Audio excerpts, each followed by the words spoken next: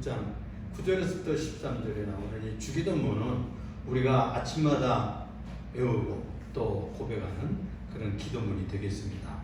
예수께서 제자들에게 직접 가르쳐 주신 기도 내용이죠. 예수께서는 늘 기도를 하셨어요. 아침 새벽 미명에 일어나서 기도하고, 어떤 때는 산속에 들어가셔서 밤을 지새워서 이슬을 맞으면서 기도하시다는 기록이 성경에 나와 있습니다.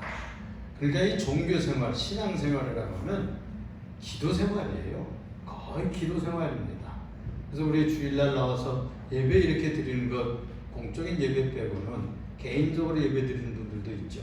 또 가정적으로 예배 드리는 분들도 있는데, 대개는 우리가 기도생활로 우리 예배와 모든 삶을 주 앞에 관계하게 되는데요. 아마 예수님 당시에 그 세대 요한의 제자들에게도 그 세대 요한이 기도문을 가르쳤던 것 같아요. 그래서 제자들이 나와가지고 하는 말이, 세례 요한도 기도문을 가르쳐줘가지고 제자들이 기도를 배우고 그대로 기도한다 그러는데, 우리들에게도 좀 기도하는 것을 가르쳐주세요 라고 요청을 했어요. 그러니까 오늘 주기도문을 가르쳐준 것이죠. 당시에는 바리새파, 또 에세네파라고 하는 운동파가 있었어요. 바리새파는 여러분들이 잘 알듯이 바리새인들, 니고데모를 비롯한 그 그룹이에요. 또 사두개파라고 하는 사람들이 있어요. 이 사람들은 모세 오경을 믿는데 저 천국을 믿지 않았어. 영적인 존재를 믿지 않고 천사도 믿지 않는 그런 모세 법적인 것들만 전통으로 이어갔던 사람들. 뭐 이런 사람들이, 그런 사람들이 뭐 얼마나 기도를 했겠어요. 그런데 예수님께서는 기도의 요령을 가르쳐 주시고 기도의 요체를 가르쳐 주시며 때때로 기도를 강조하셨어요. 우리가 지난 주간까지는 사도신경에 대해서 공부를 했습니다. 한 구절씩 한 구절씩 공부를 했는데, 사실은 이 사도신경을 공부를 하면 신학을 공부하는 거와 똑같아요. 그래서 이 사도신경을 외우고 고백하면은 내가 뭘 믿느냐, 믿음의 졸가리가 뭐냐, 뭘 내가 믿고 있느냐 하는 내용을 알게 되는 것이고 고백하게 되는 것입니다. 또 우리가 아침마다 우리가 외우고 같이 교독하는 이 십계명은 세상에 나가서 어떻게 살아야 되느냐, 행동 요령이에요. 회사에 다니면 회사 사원들의 행동 요령이 있습니다. 군대에 가면 군인들이 행동하는 수칙이 있어요. 그런 것처럼 크리스찬들이, 성도들이 어떻게 살아야 되느냐, 행동을 어떻게 해야 되느냐, 선행을 어떻게 해야 되느냐 하는 것을 가르치는 것이 십계명이에요. 그래서 1계명에서부터 4계명까지는 하나님을 사랑하고 예배하는 것, 그 다음에 5계명에서부터 10계명까지는 이웃사랑하기를 내 몸같이 하는 인간을 어떻게 사랑할 것이냐 하는 얘기를 쓰고 있는 것이 10계명에 요약되어 있는 것이거든요. 세상에서 두 가지가 크게 할 것이, 하나는 하나님을 예배하고 공경하면서 하는 것, 또 하나는 이웃을 사랑하고 부모를 잘 공경하고 이웃사람을 잘 공경하고 아끼며 살아가는 것이 최고의 목표입니다. 그러니까 이것을 실천하는 요령이 10계명에 기록되어 있는 거예요. 또 그 다음에 우리가 이렇게 살아야 되는 목표가 뭐냐면 하나님을 믿기 때문이잖아요. 조금 전에 얘기했듯이 우리가 믿음의 내용이 사도신경에 다 기록되어 있는데, 그것대로 신학교에 가면 그것을 공부하는 겁니다. 그래서 이 사도신경을 쭉 해서 조직신학이 기록되어 있어요. 그래서 처음부터 신론, 그 다음에 기독론, 그 다음에 성령론, 교회론, 뭐 이러면서 종말론까지 쭉 그렇게 학문화해가지고 공부하는 것이 사도신경 공부예요. 그렇게 여러분들이 기억하시고, 우리가 지난주까지 대강 이렇게 훑어보았죠. 오늘부터는, 그럼 우리가 신앙생활에서 중요한 것이 개인적으로 하나님을 만나고 주 앞에 기도하는 것인데, 기도의 폼이 뭐냐, 기도의 모범이 뭐냐, 이것을 잘 공부하면 기도를 잘 할 수 있는 사람이 되는 겁니다. 그래서 오늘 제자들이 와서 이렇게 요청을 하니까 이렇게 말씀했어요. 그러므로 너희는 이렇게 기도하라. 그러면서 가르쳐 주기 시작하면서, 하늘에 계신 우리 아버지요, 이름이 거룩히 여김을 받으시오며 라고 가르쳐 주셨습니다. 그래서 오늘은 이렇게 기도하라 하는 제목으로 생각해 봅시다. 그래서 이 세상에 나가볼 것 같으면 어떤 종교인들도 다 기도 생활합니다. 자기 나름대로 다 기도 생활해요. 자기 신을 부르면서 합니다. 응? 그러면은 그 기도와 예수님의 가르친 기도와 얼마나 차이가 있습니까? 이제 우리가 공부해 보면 그게 얼마나 질적으로 차이가 있는가 하는 것을 배우게 되는 것이죠. 그러나 이 하나님의 아들 예수 그리스도께서 직접 하늘에서 땅에 오셔서 아버지 되신 하나님께는 이렇게 기도해야 된다 하는 얘기를 했기 때문에 가장 최고의 최상의 탁월한 기도를 가르치신 것이라는 것입니다. 주기도문에서 먼저 두 가지로 나눠서 생각할 수가 있는데, 서론이 바로 그러므로 너희는 이렇게 기도하라 하는 내용이고, 또 하나는 그 다음에 기도문으로 묶여있는 그 기도문 자체입니다. 그래서 제자들에게 기도에 대한 이 안내를 한 것이죠. 이렇게 기도하면 된다라고. 그래서 이 주님 기도를 성도들이 하나님 아버지께 어떻게 기도해야 되느냐 하는 것을 가장 모범스럽게 모델로 제시해 준 것입니다. 마치 하나님께서 모세에게 십계명을 저 시내산에서 두 돌판을 만들어 가지고 거기다가 하나님의 손가락으로 직접 불러 쓰셨다고. 우리가 십계라고 하는 영화를 보면 하나님의 손가락이 불러 나타나 가지고 그 십계명을 쓰는 그런 장면을 우리가 볼 수가 있는데요. 직접 쓰신 것처럼 하나님의 아들 예수께서 직접 가르쳐 주신 기도문이에요. 그러니까 얼마나 중요한 기도문입니까? 그래서 예수님도 이 성도들이 드려야 될 가장 모범적이고 가장 탁월하고 최상의 기도를 가르쳐 주신 것입니다. 그래서 이렇게 기도하라 하면 된다는 거예요. 이 기도의 틀을 따르라는 말이죠. 그러니까 건축에서도 보면은 뭐 기초를 하면은 기초를 할 때 틀을 이렇게 심잖아요. 그래가지고서는 거기다 콘크리트를 막 부으면 그런 형틀이 나오는 것처럼 그 형틀대로 폼이 나오잖아요. 그 내용이 들어갈 수 있어요. 그런 것처럼 이 예수님의 기도는 모범이고 형틀이고 거기다가 우리의 모든 그 내용을 부어 넣을 수가 있는 그런 기본이 되는 틀이라고 볼 수가 있는 것입니다. 이 주님의 명령을 이렇게 기도하라 그랬어요. 기도하라. 그럼 기도해도 되고 안 해도 되는 것이 아니고 이렇게 기도하라 라고 명령을 주신 것입니다. 기도는 명령이에요. 해도 되고 안 해도 되는 것이 아닙니다. 자유롭게 하는 것이 아니고 하나님 아버지께 늘상 기도 드려야 되는 내용으로 이 주기도문을 올리면 됩니다.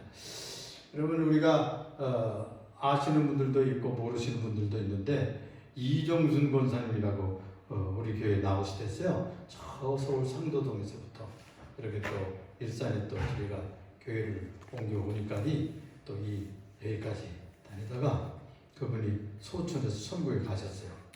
그분이 뭘 열심히 기도를 하셨는가 하니 주기도문을 하루에 수백 번씩 오는 거야. 거기 이제 체크가 있어요. 여러분들 수 딱딱딱딱 누르면 1에 2에 3에 4에 그 숫자가 매겨지는 기계가 있습니다. 그것도 살 수가 있어요.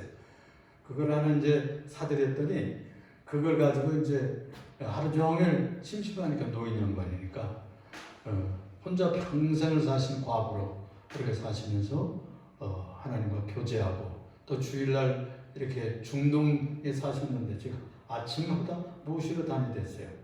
좀 이걸 하셨어요. 그러면서 이번 이 비만증 몇백 번 했다고 이러시고 보고를 하시고 하시던 생각이 납니다. 그러니까 이 주기도문 하면 주기도문 속에 모든 것이 포함되어 있다. 그래서 이 주기도문 다른 기도하기 어려우면 주기도문 하면 됩니다. 주기도문 하면 거기에 다 모든 그 내용이 다 흡수되어 있기 때문이죠. 그래서 이 아가서를 솔로몬이 쓴 아가서를 노래 중에 노래, 사랑의 노래 그러거든요.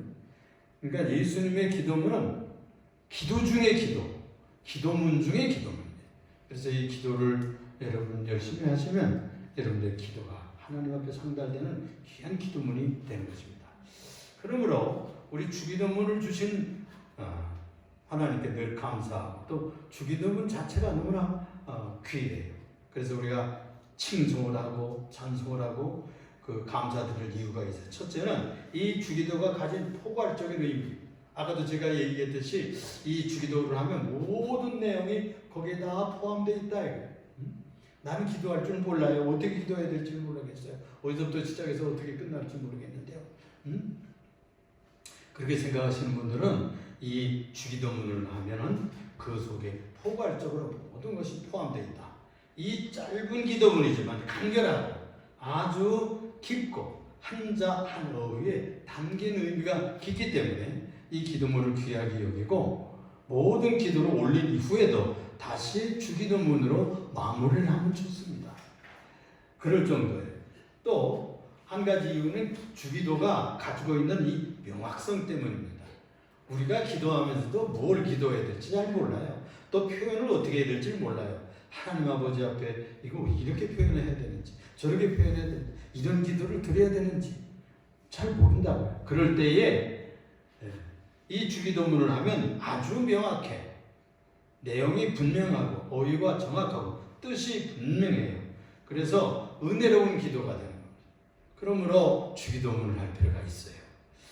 다음에 세 번째로는 이 주기도가 가지는 완전성 때문입니다.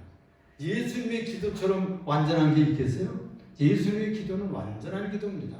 그래서 주기도는 우리가 누구에게 기도하는 것을 알게 해요. 이 주기도를 하면 내가 지금 누구한테 기도하고 있구나. 그게 기도하면서 배우게 된다는 말씀이에요. 또 그분에게 무엇을 구하면 하나님께서 우리의 모든 소원을 들어주시는구나 하는 확신이 생겨요. 그 핵심적으로 잘 표현되어 있어요. 또 온전한 기도가 하나님의 자녀를 온전하게 만듭니다. 그러니까 기도를 잘 드리면 똑똑한 사람이에요. 여러분의 자녀들이 엄마한테 뭐 이렇게 징징대고 아이들이 그러면서 띵깡만 쓰면 분명히 얘기해. 분명히 무엇을 원하는 거야? 이렇게 묻잖아요. 그런 것처럼 우리 자녀들도 하나님 앞에 기도할 때 가장 명확하게 분명하게 할 수 있는 얘기가 이 주기도문에 너무 똑똑하게 잘 나타나 있는 겁니다. 그래서 주기도문을 드리면 우리의 기도가 명확하게 주님 앞에 상달할 수 있는 내용이 전달되는 거예요. 자, 그러면 주기도문을 본받아서 나아갈 때 그러면 우리에게 무슨 큰 유익점이 뭘까요? 우선 주기도문을 따라 기도하면 하나님께서 원하시는 기도를 드릴 수가 있어요. 하나님께서 원하는 기도를 드려야 돼요. 기도를 응답받을 때에 상대방이 원하는 것을 해야지 내 원하는 것만 들어서는 안 된단 말이에요. 그렇죠? 그래서 엄마 마음에 딱 맞는 것을 원하고 또 아빠 마음에 딱 맞는 것을 원하는 아들의 소원을 다 들어줍니다. 그런 것처럼 이 주기도문에는 하나님 아버지께서 마음에 들어하는 내용이 다 들어있어요. 그래서 이 주기도문을 하면 응답이 되는 것이고 이 틀을 따라 나아가면 실수가 없어요. 실수가. 여러분 우리가 무슨 편지를 쓸 때도 한번 대강 써가지고 다시 베끼잖아요. 조금씩 수정하면서. 그럼 좀 쉽잖아요. 그런 것처럼 우리가 기도를 할 때에도 이 주기도문의 라인을 따라서 기도하면 큰 틀에서 실수가 없습니다. 그냥 외우기만 했는데 이 주기도문이 그런 내용을 가지고 있었나? 라고 생각할 수 있을 거예요. 그래서 이 기도할 때 주님이 가르친 기도의 틀을 따라 나가면 바른 기도를 할 수가 있고 또 그래서 기도를 잘했는지 못했는지도 구분이 될 수도 있고 그 내용이 알차게 채워질 수가 있다. 그래요. 그래서 이 기도를 잘하지 못하는 사람이라도 이 주기도문을 배우고 내용을 공부해 보면 기도에는 이런 내용을 담아야 되는구나 하는 것을 배우게 될 것입니다. 사도 요한은 성도가 하나님의 뜻에 바른 기도를 드릴 때에 반드시 응답이 있다. 그렇게 약속하고 있어요. 요한일서 5장 14절에 보면은 그를 향하여 우리가 가진 바 담대함은 이것이니 왜 담대함이 생길까요? 담대하게 되는 이유는 응답받으니까 그냥 기도만 하면 응답받으니까 담대한 믿음이 생기는 거예요. 암만 기도해도 기도가 응답이 없고 기도가 늦어지고 이러면 연약해집니다. 낙심이 되고 힘이 들고 이렇게 되는 거예요. 그런데 주님의 뜻에 맞는 기도를 탁 하면 그를 향하여 우리가 가진 바 담대함은 이것이니 우리의 뜻대로 무엇을 구하면 들으심이라. 그런데 이 기도를 하다 보면 우리의 뜻이 하나님의 아버지의 뜻하고 잘 일치되는 그런 기도를 하게 되는 거예요. 그러므로 예수께서 다듬어 놓으신 이 틀대로 기도를 하면 반드시 응답받습니다. 대개의 주기도문은 세 부분으로 나뉘어요. 첫째는 주기도문 자체가 소론으로 되어 있어요. 그 다음에 본론이 있어요. 그리고 마무리가 있어요. 그래서 이 처음에는 뭐로 시작이 됩니까? 하늘에 계신 우리 아버지여 라고 부르지 않습니까? 하늘에 계신 우리 아버지 또는 하늘에 계신 우리 아버지여 라고 이 기도하는 사람이 하나님의 성호를 부릅니다. 성호는 거룩한 이름, 하나님 아버지 이름을 성호라 그렇게 얘기하죠. 그래서 기도하는 성도가, 기도하는 사람이 기도의 대상을 불러내는 행위입니다. 그러니까 기도하실 때 여러분들 제일 먼저 어떻게 기도해야 되느냐? 불러야지. 내 기도를 들으실 분을 불러야 되는 거예요. 그러면 하나님 아버지, 애들이 학교 갔다 오다가 와서 집에 오면 엄마 하고 들어오잖아요. 아빠 하고 들어오잖아요. 응? 우리 집사람이 저 수지 가서 손주들을 보면 일산 한미 온다 이런데요. 자기들 사랑하는 줄 알고 일산 한미 온다, 할머니 온다 이거예요. 준말이야 준말. 준말 한미. 할머니가 한미가 됐어. 그렇게 부르는 것처럼 우리가 하나님 아버지 하고 부르는 겁니다. 하늘에 계신 우리 아버지요 하고 부르는 이 부름이, 그러니까 우리가 기도하는 것은 이렇게 추상적인 얘기가 아니에요. 어떤 종교적인 그런 행위가 아니에요. 또는 철학적인 개념이 아니라 인격 대 인격으로 상대가 생기는 거예요. 절대자이신 그분이 우리의 상대자로 나오시는 거예요. 우리가 부르면 글쎄 그분이 대답을 해주시면 오냐 내가 여기 있느니라 라고 선대를 해주신다는 이것이 굉장히 중요한 의미가 있는 거예요. 그래서 구약의 여러 선지자들이 와서 얘기를 하고 예언을 하고 말씀을 가르쳤지만 그 중에 아버지라는 얘기를 가르친 데가 별로 많지 않아요. 그런데 예수님께서 하나님이 너희 아버지 되신다는 것을 가르친 거예요. 나의 아버지며 곧 너희 아버지 이렇게 가르쳤어요. 나의 아버지 곧 너희 아버지라고 아버지 되심을 가르치셨단 말이에요. 요한복음 14장 28절에 내가 갔다가 너희에게로 온다는 말을 너희가 들었나니 나를 사랑하였더라면 내가 아버지께로 감을 기뻐하였으리라. 아버지는 나보다 크니라. 그러니까 작은 자가 큰 분을 향해서 기도하는 겁니다. 그렇죠? 우리는 피조물이에요. 자녀들이에요. 그래서 우리가 하나님 아버지께 기도하는 겁니다.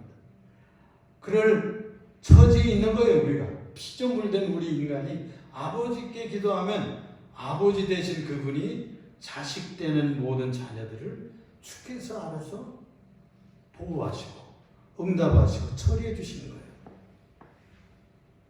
그래서 이 아버지라는 말을 아들들만이 부를 수가 있는 것이죠. 딸들만이 아버지를 아버지라고 부를 수가 있는 겁니다. 그래서 이 성부 되신 하나님을 아버지요 라고 하는 것은 자녀들이 기도할 때 부를 수 있는 유일한 명칭이에요. 그리고 얼마나 중요한 이름인지 말할 수가 없는 거예요. 예수님이 천사여 이렇게 부르며 기도하라고 하지 않았어요. 신령님이여 뭐 그렇게 기도하라고 하지 않았어요. 성인들이여 그렇게 기도하라고 하지 않았어요. 천주교에서 그걸 잘못 가르쳐요.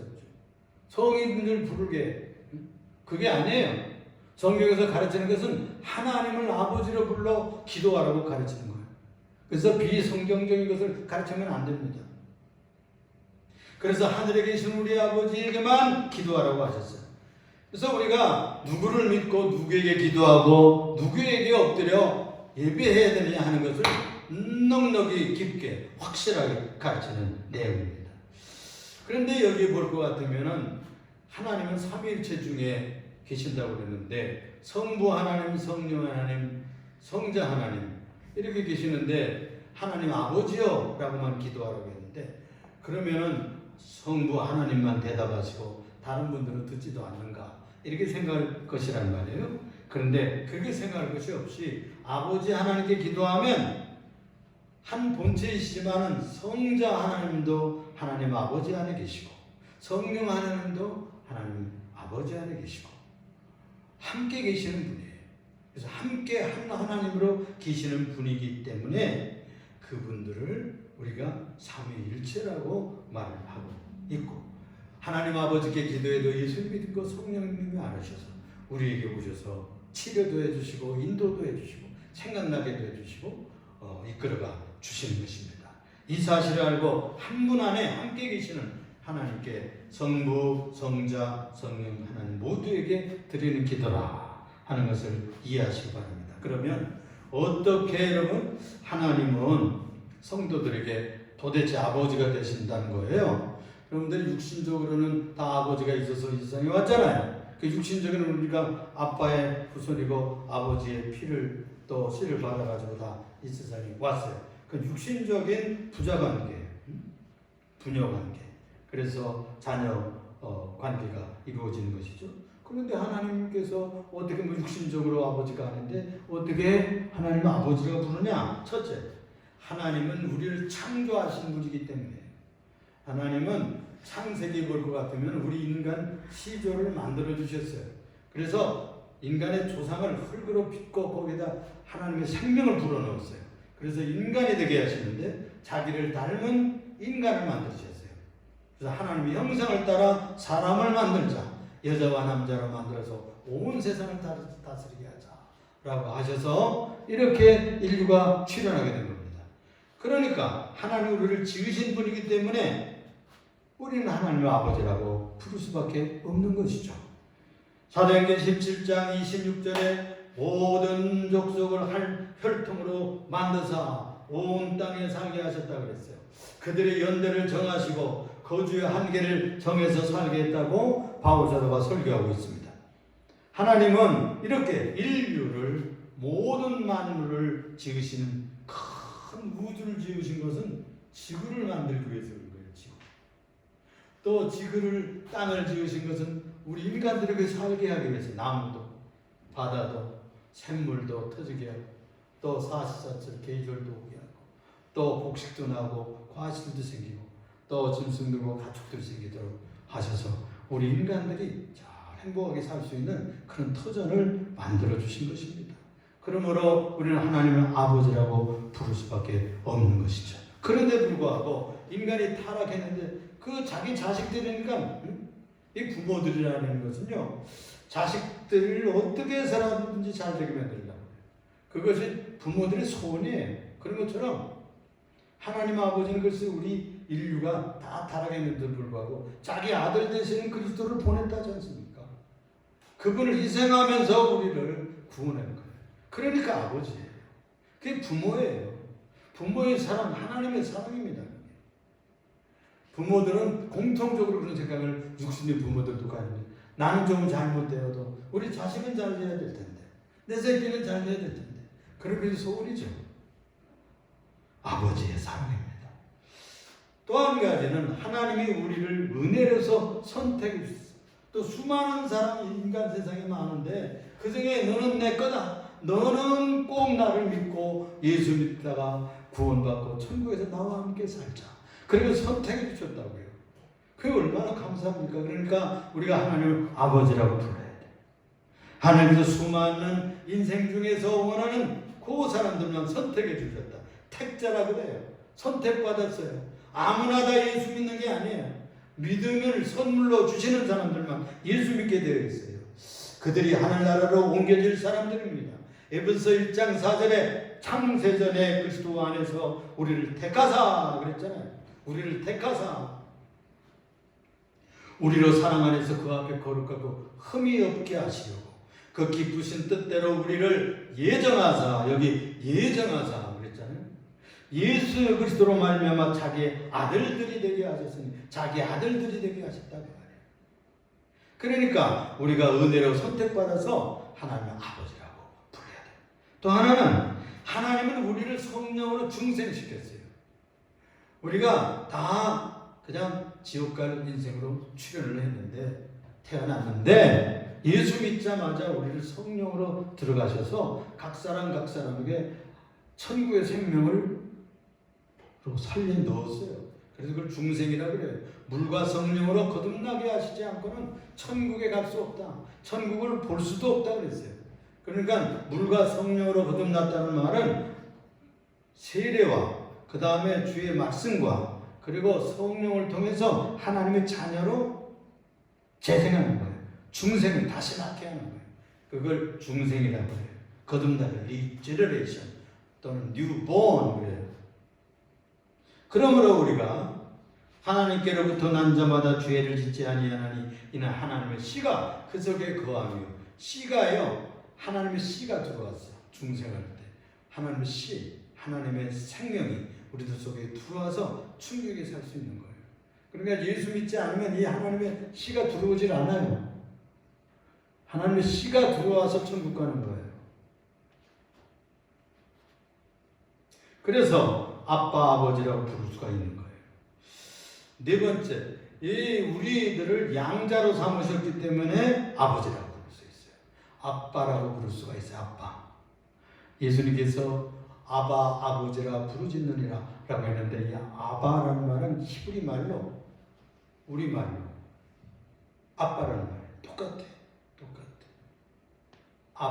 아브라함 할 때 아부는 아브라는 뜻입니다. 조상 그런 뜻이에요. 그래서 아빠라고 부를 수 있는 것은 양자들만이 부를 수 있어요. 친아들은 누구예요? 예수님이 친아들이에요. 우리는 다 양자 삼으셨어요. 예수 믿는다고 그러니까 예수의 친아들의 피를 뿌려가지고 우리를 다 양자 삼아서 피 뿌림만 받으면 우리를 다 양자 삼았다니까. 얼마나 믿음의 축복이 수집하는 일인지 몰라요. 그래서 우리는 아빠라고 부를 수가 있는 것입니다. 갈라디아서 4장 5절 6절에 보니까 율법 아래 있는 자들을 속량하시고 우리로 아들의 명분을 얻게 하려고 하십니다. 아들의 명분을 얻게 하려 하십니다. 너희가 아들임으로 하나님이 아들의 영을 우리의 마음 가운데 보내사 아빠 아버지라 부르게 하셨느니라. 아빠 아버지라 부르게 하셨느니라. 여러분 우리 나이 많이 드신 분들은 아버지를 아빠라고 이제 부르지 않죠. 어렸을 때, 아기 때부터. 그 다음에 조금 이제 초등학교 다니면, 또 중학교 다니면 아빠라고 안 해.